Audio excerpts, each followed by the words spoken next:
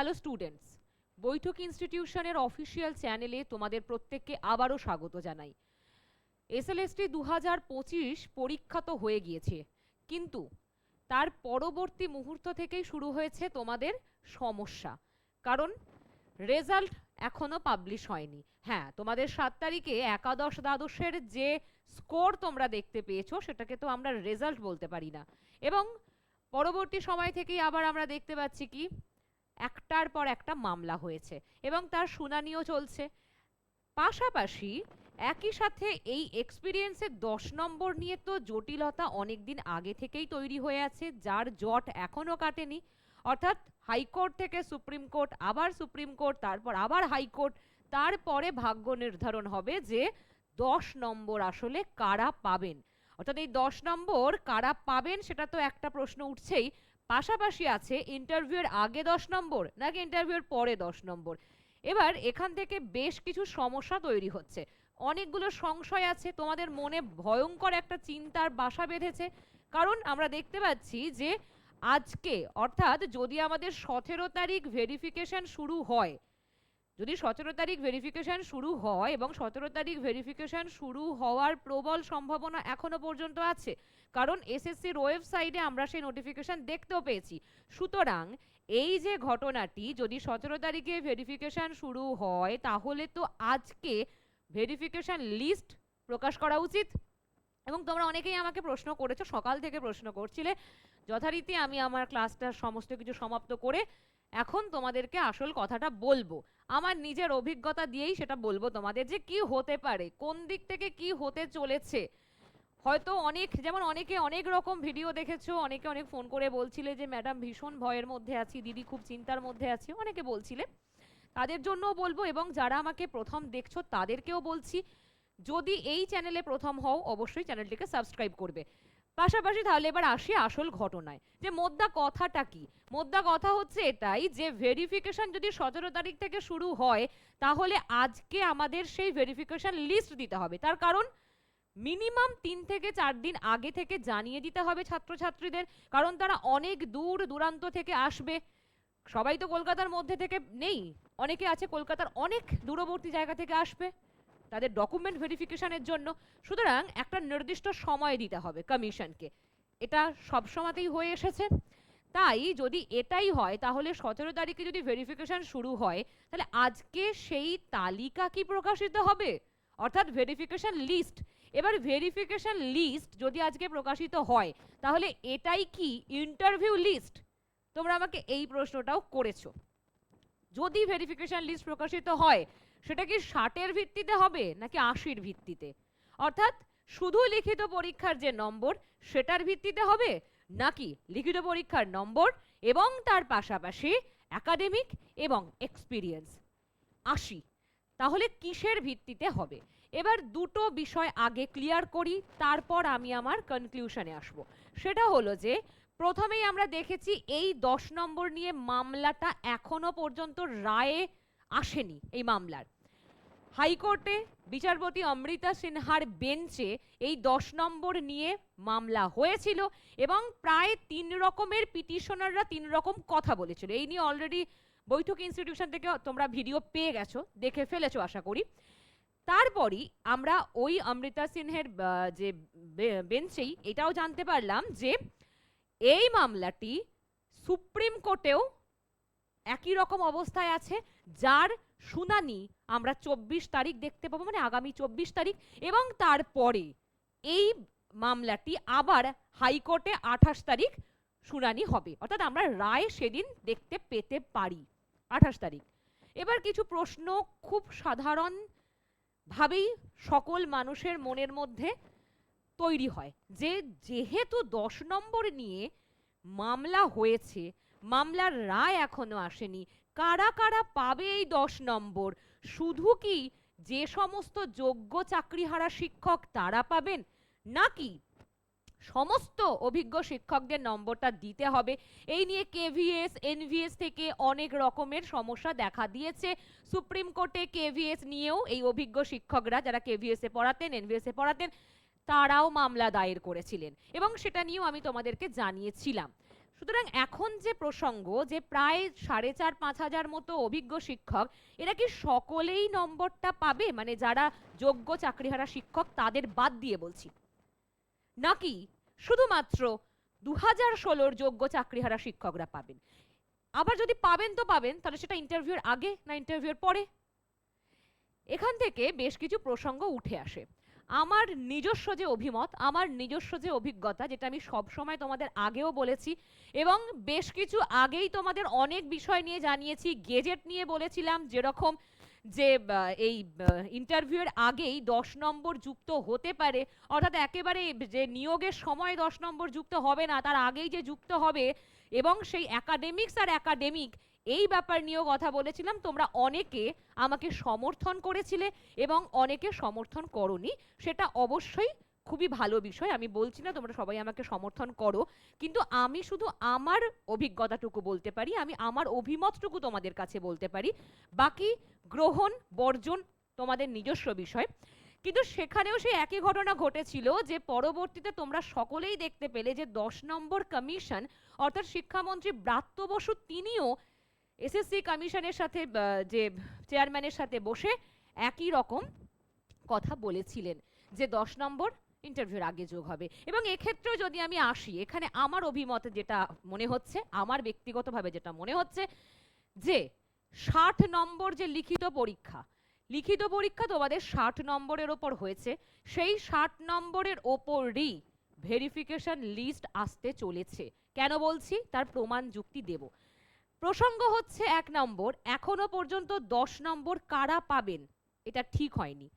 দ্বিতীয় কথা, ইন্টারভিউর আগে না পরে, হ্যাঁ, বিচারপতি কখনোই এসএসসি প্রক্রিয়াকে বন্ধ করে রাখতে নির্দেশ দেননি, সুতরাং প্রক্রিয়া কিন্তু চলবে।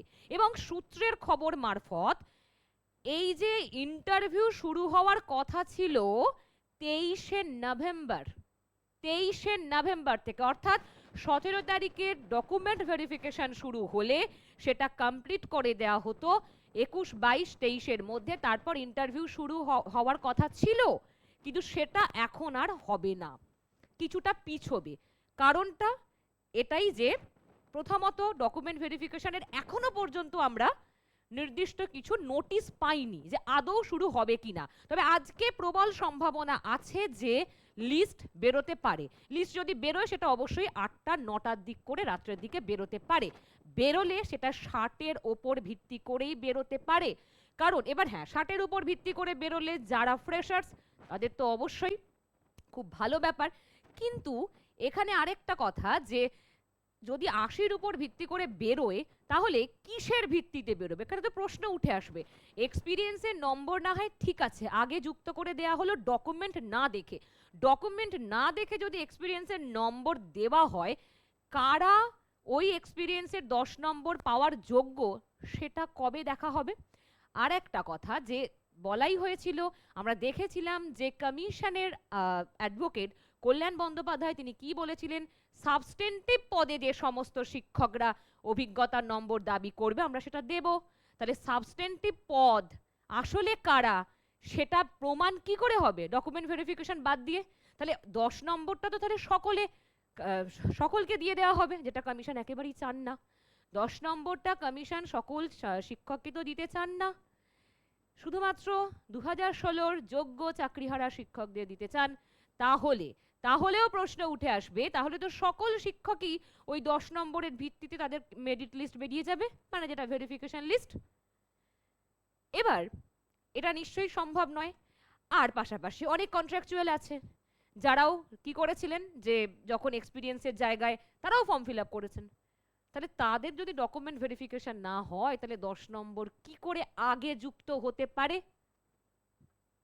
এবার প্রসঙ্গ, যদি 60 নম্বরের ভিত্তিতে ভেরিফিকেশন লিস্ট বের হয় তাহলে ফ্রেশার্সদের তো সুযোগ আছে, কারণ মেরিট লিস্ট অর্থাৎ একটা যে কাট অফ লিস্ট, মোটামুটি যে কাট অফ লিস্ট আমরা ধরতে পারি, সেটা ফ্রেশার্সদের দিকে অনেকটা যাবে। এটা কতটা সত্য, তাই তো এই প্রশ্নটা থাকবে। কারণ তাহলে তো যোগ্য শিক্ষকদের থেকেও বা অন্যান্য শিক্ষকদের থেকেও ফ্রেশার্সরা অনেকাংশে অনেক দিক থেকেই অনেক নাম্বার বেশি পেলেও পেতে পারে, তাহলে তারা তো এগিয়ে থাকবে। তাহলে তাদের ক্ষেত্রে কি হবে? সেক্ষেত্রে কি দেখা যেতে পারে। তো এখানে একটি কথা, যে মেরিট লিস্টটা বেরোবে, অর্থাৎ যে ভেরিফিকেশন লিস্টটা বেরোবে, সেখানে একটা ন্যূনতম, মানে এই বলছি না যে ওটা ফাইনাল একদম কাট অফ লিস্ট হবে, ওটা সাধারণত মানে সাধারণভাবেই একদম যে ভেরিফিকেশনের জন্যই টেম্পোরারি ভাবে একটা লিস্ট বেরোবে। সেখানে অনেক মানুষই যাবেন, অনেক মানুষ ডাকও পাবেন, অর্থাৎ ভেরিফিকেশনের জন্য প্রচুর মানুষজন যাবেন, কিন্তু এদের সবারই নাম যে ইন্টারভিউয়ে থাকবে তেমনটা নয়। ইন্টারভিউয়ের ক্ষেত্রে পুরোপুরিভাবে আলাদাভাবে যেরকম 10 নম্বর একাডেমিকের, তারপর অভিজ্ঞতার 10 নম্বর, তার পাশাপাশি এইটা মিলিয়ে মানে লিখিত পরীক্ষা মিলিয়ে আসবে আমাদের final interview list. Verification list হয়ে গেল, তারপর ফাইনাল ইন্টারভিউ লিস্ট। ঠিক আছে, অভিজ্ঞতায় 10 নম্বর যোগ্য শিক্ষকরা যদি পান, যোগ্য চাকরিহারা শিক্ষকরা, সে বিষয়ে কারোর কোনো সমস্যা নেই। তারা এই 10 নম্বর পান, সেটা সকলেই চান, গোটা বাংলার বাসিন্দারা চান, গোটা বাংলার মানুষরা চান। কিন্তু বিষয় হচ্ছে এই 10 নম্বর যদি সকল অভিজ্ঞ শিক্ষককে দেওয়া হয়, তাহলে ফ্রেশার্স যারা আছে তারা সত্যই বেকারই থেকে যাবে।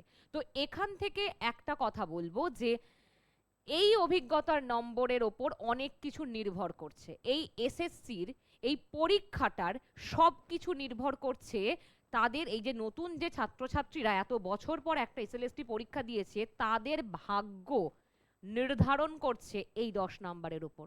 সত্যই, কারণ 10 নম্বরের হেরফের মানে বিস্তর হেরফের, বিস্তর ফারাক। সুতরাং এটা একটা বড় প্রসঙ্গ থেকে যাচ্ছে। কিন্তু এখন প্রসঙ্গ আজকে রাত্রিটা আমরা দেখব যে আজকে কোনো ভেরিফিকেশন লিস্ট আসে কিনা। এটা আমার ব্যক্তিগত মতামত, আমি তোমাদের সাথে শেয়ার করলাম। এবার কিসের ভিত্তিতে সেই ভেরিফিকেশন লিস্ট প্রকাশ হয় সেটা অবশ্যই আমাদের দেখতে হবে, সেটা আমি তোমাদের সঙ্গে সঙ্গেই জানাবো। যদি খুব রাত্রে না হয় তো অবশ্যই আমি তোমাদের জানাবো যদি আমরা সেই লিস্ট দেখতে পাই। এবং পাশাপাশি তোমাদের কি মনে হচ্ছে যে আজকে কি আদৌ লিস্ট বেরোবে, অথবা যদি বেরোয় সেটা কি 60 নম্বরের ভিত্তিতে না 80 নম্বরের ভিত্তিতে, তোমার ঠিক কি মনে হচ্ছে সেটা অবশ্যই আমাকে জানাবে।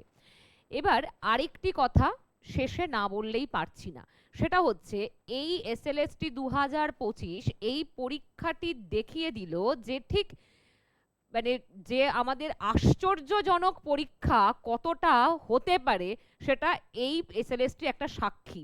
মানে সপ্তম আশ্চর্য অষ্টম আশ্চর্যের মতো একটা পরীক্ষা হয়েছে, মানে অদ্ভুত যে পরীক্ষা হলো। তো ঠিক আছে, একটা আমরা কোড দেখতে পেয়েছি, তার পাশাপাশি স্কোর দেখার পর তো রেজাল্ট এখনো আসেনি, তার আগেই মামলা হয়ে গেছে, পরীক্ষা হবার আগে মামলা, পরীক্ষা হয়ে যাওয়ার পর মামলা, স্কোর, তারপর সেই আনসার কি নিয়ে সমস্যা, আনসার কি নিয়ে এত রকমের অভিযোগ, নানান ভুল, নানান সমস্যা, চ্যালেঞ্জ করা, আবার মেল করা, প্রচুর প্রচুর কত কি বলবো, মানে শেষ হবে না। একটা এসএলএসটি হয়েছে এত বছর পরে, তার এত হেয়ালি যে সেটা কিছুতেই বলে শেষ করার মতো নয়। আবার এখন এই যে 7 তারিখ আমরা রেজাল্ট দেখতে পেয়েছিলাম, তারপর থেকেই শুরু হয়ে গেছে আবার মামলা, তারপর আবার এই অভিজ্ঞতা 10 নম্বর। মানে কমিশনকে কিছু বলারই থাকে না। কমিশন কেন এরকম করছে, কেন সমস্ত পরীক্ষার্থীদের জীবনগুলো নিয়ে এরকমভাবে খেলা করছে, সত্যই এই ব্যাপারে কিছু বলার নেই, সকলেই সবটা জানো। তবে আজকে যে বিষয়টা আমার বলার ছিল আমি তোমাদের সাথে সেটা শেয়ার করলাম। এবার আমি তোমাদের কথাই শুনবো যে তোমরা কি বলছো। যদি কোনো প্রশ্ন থাকে অবশ্যই আমাকে কমেন্ট করে জানাবে, অথবা আমাকে ফোন করে তোমরা জিজ্ঞেস করতে পারো। সকলে ভালো থাকো, আর যদি চ্যানেলে নতুন হও অবশ্যই সাবস্ক্রাইব করবে, লাইক করবে এবং বৈঠক ইনস্টিটিউশনের পাশে থাকবে। Thank you.